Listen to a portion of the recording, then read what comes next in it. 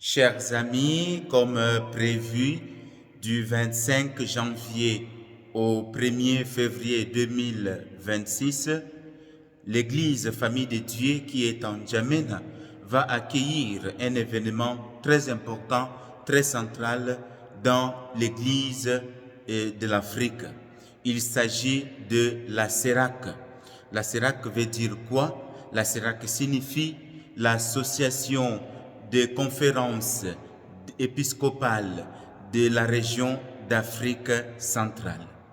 Écoutons actuellement l'archevêque métropolitain de N'Djamena, Monseigneur Edmond Djitangar, qui va nous faire le point sur les documents phares autour duquel va se poursuivre tous les débats, toutes les réflexions de ces grands événements de l'Église d'Afrique centrale et les personnalités qui sont invitées à cette assise. Chers invités, c'est avec un réel plaisir que je viens vous annoncer officiellement la tenue prochaine de la 13e Assemblée plénière ordinaire de l'Association des conférences épiscopales de la région Afrique centrale, à CERAC. Elle se déroulera à N'Djamena du 25 janvier au 1er février 2026. Y prendront part le cardinal Dieudonné Nzapalainga, archevêque de Bangui, les archevêques et évêques des diocèses du Cameroun, du Centrafrique, du Congo-Brazzaville, du Gabon, de la Guinée équatoriale et bien entendu du Tchad. Ce sont là les membres de la CERAC.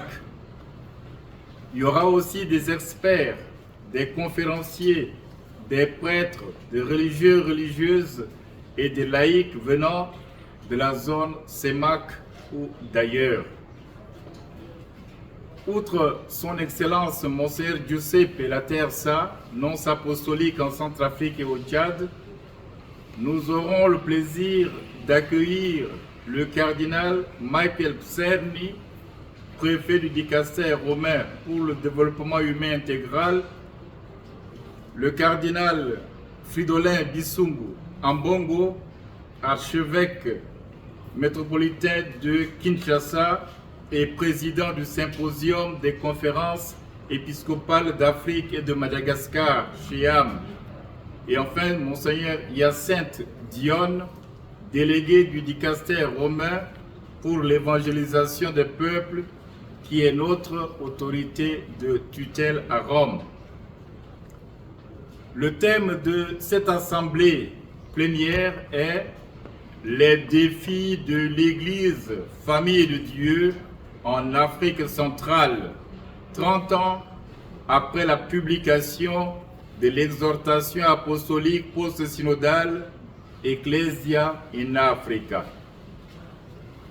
Cette assemblée sera un moment de communion ecclésiale intense entre nos églises locales et un exercice pratique de synodalité dans les échanges et réflexions qui se feront sur la pratique, la situation de nos églises locales en référence à Ecclesia in Africa qui, depuis le synode des églises d'Afrique en 1994, reste un document cadre pour les églises catholiques en Afrique.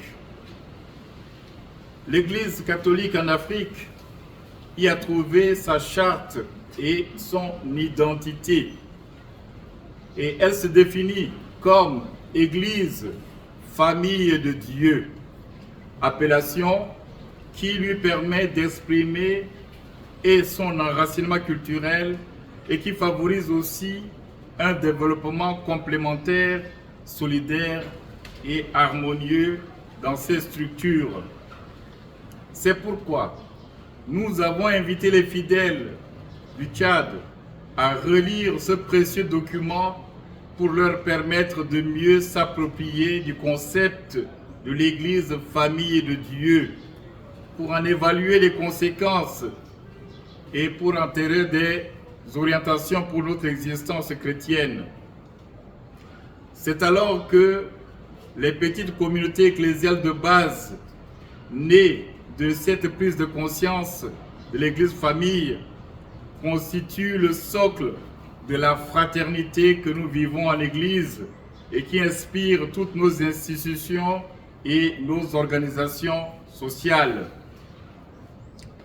20 ans après la première assemblée tenue à N'Djamena, à Bakara, en 2006, voilà à nouveau la CERAC à N'Djamena, au Tchad. Avec toutes les autres églises de la région, nous allons donc nous retrouver en famille pour parler de notre famille ecclésiale, dans sa vie et ses relations avec son environnement social, culturel, économique, politique et religieux. Et même si la préparation, l'organisation et la gestion de cette assemblée ont été éprouvantes à cause des investissements en énergie humaine et financière, elles sont un lieu excellent d'entraînement en vue du prochain jubilé particulier que va vivre notre Église Famille de Dieu qui est au Tchad, car, vous le savez déjà, en 2029, nous célébrerons le centenaire de l'arrivée des missionnaires catholiques au Tchad, donc la naissance de l'Église catholique au Tchad.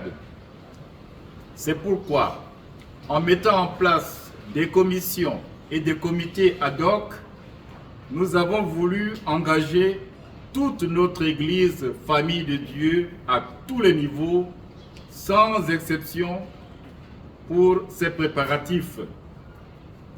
Ils ont été pour nous un véritable exercice de synodalité et qui a renforcé notre communion ecclésiale.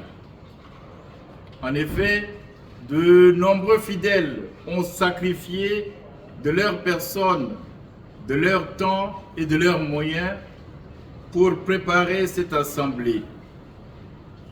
Nous les félicitons vivement et nous les encourageons à continuer l'effort et à y entraîner ceux et celles qui doutent ou hésitent encore à s'engager avec nous pour la réalisation de ce grand et beau projet ecclésial. Nous lançons aussi un appel à tous nos amis, nos partenaires étatiques ou religieux et toutes les personnes de bonne volonté qui le peuvent de nous manifester à leur manière propre leur solidarité active. Et Dieu est généreux. Dieu saura les en récompenser. Permettez-moi enfin de vous remercier déjà, vous, femmes et hommes des médias, pour tout ce que vous faites et que vous ferez encore pour couvrir cet événement dont la portée dépasse largement le cadre de l'Église catholique au Tchad. Que le Seigneur vous bénisse tout au long de cette année nouvelle, dans votre charge d'informer, d'instruire et de former des citoyens libres et conscients de leurs responsabilités. Que le Seigneur accorde la paix à notre pays, le Tchad, et au monde entier. Je vous remercie de votre aimable attention. Chers amis, abonnez-vous et partagez au maximum cette vidéo parce que nous avons besoin de vos prières. On a besoin de vos prières pour que cette assise puisse se passer dans les très bonnes conditions. Pourquoi pas nous soutenir matériellement pour la tenue de cet événement très important pour notre Église d'Afrique. Merci.